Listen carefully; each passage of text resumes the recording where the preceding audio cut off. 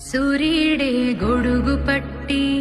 వచ్చాడే భుజము తట్టి చిమ్మ చీకటిలోను నీడల ఉండెటోడు రెప్పనొదలక కాపు కాసెడి కన్నువాడు ఆకాశం ఇడిసి పెట్టి